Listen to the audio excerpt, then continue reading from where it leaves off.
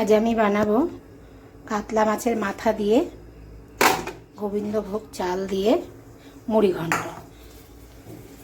আপনারা আমার সঙ্গে থাকুন, আমি স্টেপ বাই স্টেপ করব, আপনাদের সাথে ভাগ করে নেব। যদি ভালো লাগে আমাকে একটু কমেন্ট করে উৎসাহ দেবেন। আমি সরষের তেল দিয়ে নিয়েছি কড়াইতে। আমি মাছটা যে কোনো মাছই সরষের তেলে করতেই পছন্দ করি।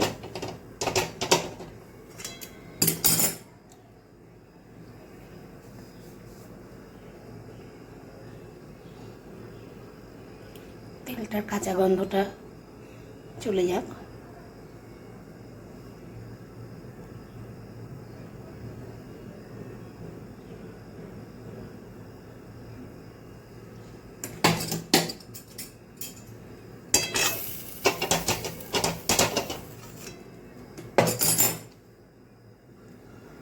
আমি মাছ ভাজার তেলের মধ্যে গোটা গরম মশলা দিয়ে একটু নেড়ে আলুগুলোকে ভাজতে দিয়ে দিলাম। আলুগুলোকে একটু ভেজে নিই। আলুগুলো আমার ভাজা হয়ে গেছে। এবার আমি আলুগুলোকে একটু সরিয়ে দিয়ে আলুর মধ্যে একটু বেশি রসুন দিয়ে দিলাম। রসুনগুলো একটু লাল লাল করে ভাজা হোক। হ্যাঁ হ্যাঁ এরপরে আমি এর মধ্যে কিছুটা পেঁয়াজ দিয়ে দেবো।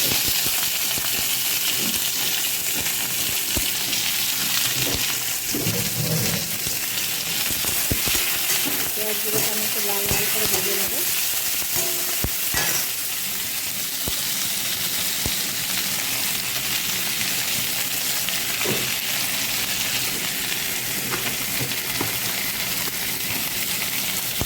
সামান্য চামচ লবণ দিয়ে দিলাম।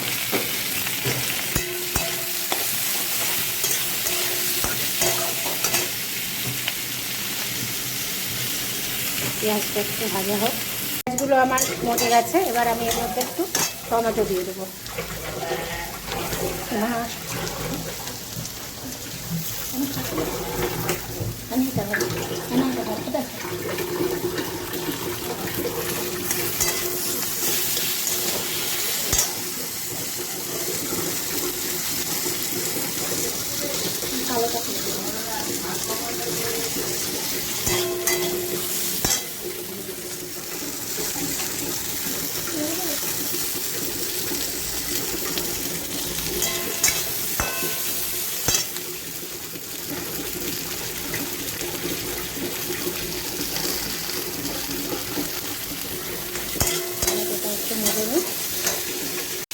এবার এর মধ্যে আমি গ্রেট করে রাখা আদা দিয়ে দিলাম।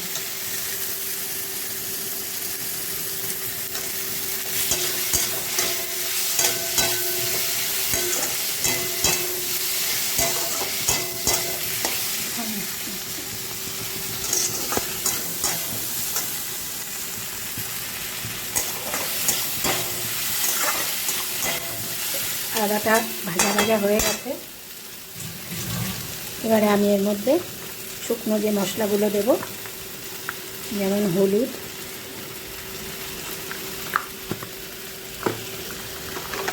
কাশ্মীরি লঙ্কা। আমি কাঁচা লঙ্কায় রান্না করি, সুতরাং আমি একটু রঙের জন্য এবং কাশ্মীরি লঙ্কা, জিরের গুঁড়ো ছোট্ট চামচ, তাই 4 চামচ দিলাম। আর ধনের গুঁড়ো দেব 2 চামচ।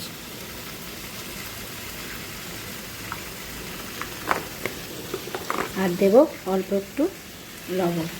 আগে একটু লবণ দিয়েছিলাম, তাই লবণ অল্প একটু দিলাম। একটু জল দেবো এর মধ্যে,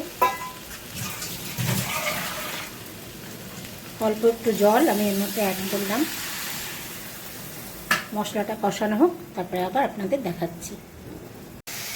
এবার আমি এর মধ্যে গোবিন্দভোগ যে চালটা ধুয়ে রেখেছিলাম সেটা অ্যাড করে দিচ্ছি।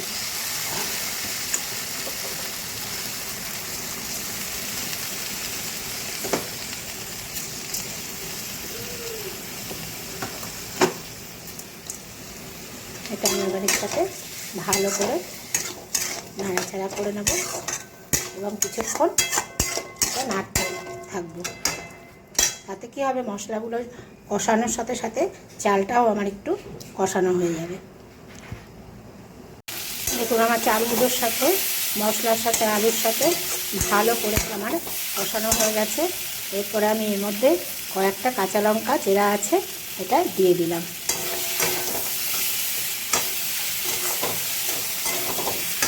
দেওয়ার পরে আমি এই যে মাছটাকে আমি মাথাটাকে যে আমি ভেজে রেখেছি, এই ভাজা মাথাটাই আমি ওর মধ্যে দিয়ে দেবো।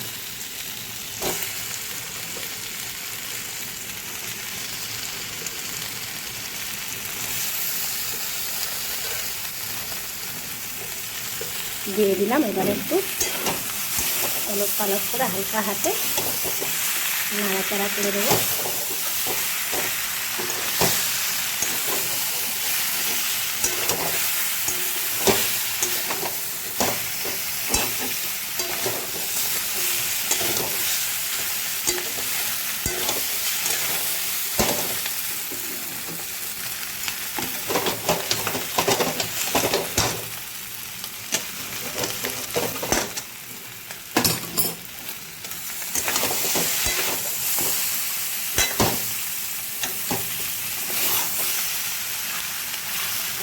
এবার আমার জল দেওয়ার পালা।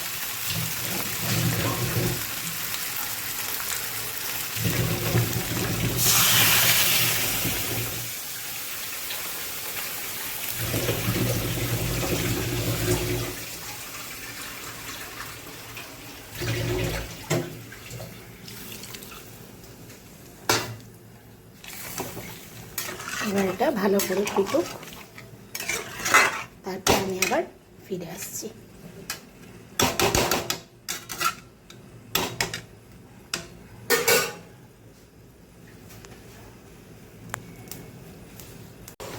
আমার মুড়ি ঘন্ট মোটামুটি হয়ে এসছে, চালগুলো সিদ্ধ হয়ে গেছে, মাছের মধ্যেও ভালো করে তেল মশলা ঢুকে গেছে, আলুগুলোও সিদ্ধ হয়ে গেছে। এবার আমি নামানোর আগে একটু ঘি আর গরম মশলা দেবো। আমার হাজব্যান্ড মাছের মাথার কোনো কিচ্ছু উনি খান না, সুতরাং এর মধ্যে ঘি দিতে আমার কোনো সমস্যা নেই, ওনার জন্য আমি ঘি দিতে পারি না, ওই জন্য আমি এর মধ্যে একটু ঘি দিলাম, সামান্য, বেশি দিলাম না, গরম তো ভয় করে। ঘি দিলাম আর গরম মশলা দিলাম, ব্যাস আমার গোবিন্দভোগ চালের কাতলা মাছ দিয়ে, কাতলা মাছের মাথা দিয়ে গোবিন্দভোগ চালের মুড়ি ঘন্ট তৈরি। এবার আমি এটাকে নামিয়ে দেবো। যদি দেখতে কেমন হচ্ছে, আমার চোখে ভালো লাগছে, আমি জানি না আপনারা কি বলবেন।